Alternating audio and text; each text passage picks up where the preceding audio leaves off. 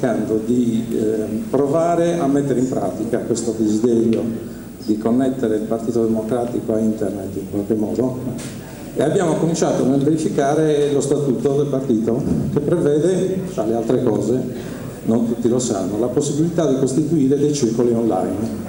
Se noi questi circoli online riusciamo a farli funzionare al tempo di internet con le regole della partecipazione, abbiamo trovato il modo di connettere molte persone che hanno votato il Partito Democratico o che non hanno votato perché non erano o non partecipavano direttamente alle decisioni, e per farlo ovviamente abbiamo cominciato a analizzare anche gli strumenti che ci sono a disposizione. Si è parlato di liquid feedback.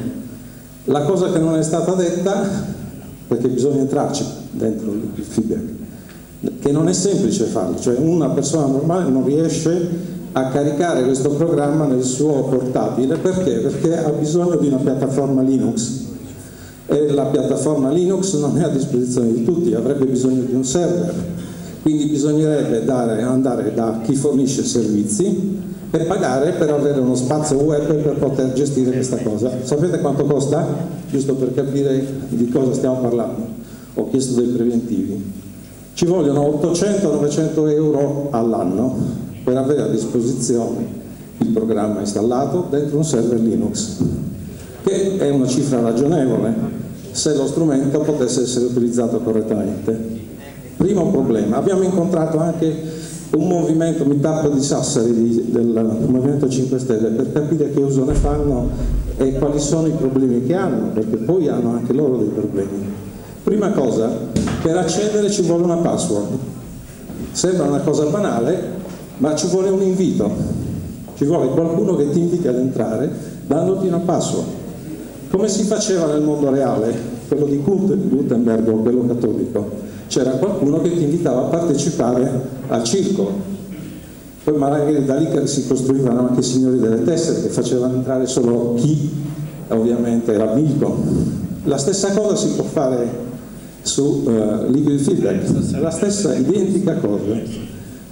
Quindi come vedete il mondo reale e quello internet non è poi così distante, dipende dallo strumento e come lo usi. Quindi devi avere una password, e quando entri, per avere la password chiedono per esempio il certificato penale, chiedono una carta d'identità, chiedono una serie di informazioni per evitare che dentro possa entrare qualcuno non desiderato. Cosa fanno i movimenti o i piccoli gruppi quando non vogliono allargare troppo a persone non desiderate? Stringono, chiudono, e questa non è partecipazione. Cioè c'è un'antitesi nello stesso strumento che impone e impedisce la partecipazione. Non a caso hanno votato solo quante persone per il loro candidato? 4.000, e questo è un problema. Altro problema, la delega. È possibile delegare? Allora, se noi non vogliamo delegare, questo strumento non deve essere presente dentro questo programma. È possibile farlo per chi conosce più di noi, è vero, ma quando io voglio decidere anche un nome che voglio votare, la delega io non la voglio dare. Altra cosa, il problema che loro hanno riscontrato è la rigidità delle decisioni, che è la stessa cosa che abbiamo potuto verificare in Parlamento quando devono affrontare i problemi reali. Cioè mettiamo di porre in discussione un argomento, decidiamo, dopo 5 secondi nella democrazia e nella realtà le cose cambiano. Può essere necessario mediare e cambiare posizione, magari andando col governo, col PDL, perché le condizioni all'esterno sono cambiate. Bisognerebbe rispedire indietro il tempo di 2 mesi, riprendere la decisione e riprendere a votare per arrivare a una nuova soluzione.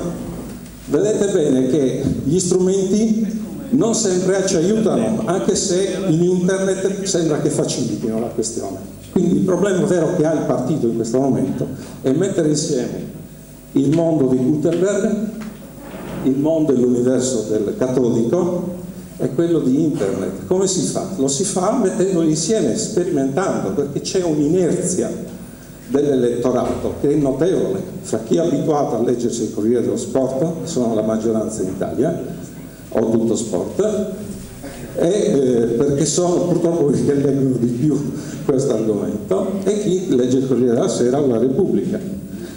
Quindi Bisogna mettere insieme le persone fisiche che partecipano ai circoli del Partito Democratico, impedire che questo possa condizionare attraverso il voto singolo e partecipato, e soprattutto dobbiamo costruire quel cittadino del domani capace di usare questi strumenti in modo responsabile e convinto. In sostanza, un voto per ogni individuo è una nuova utopia capace di mobilitare gli atomi e non solo i bit.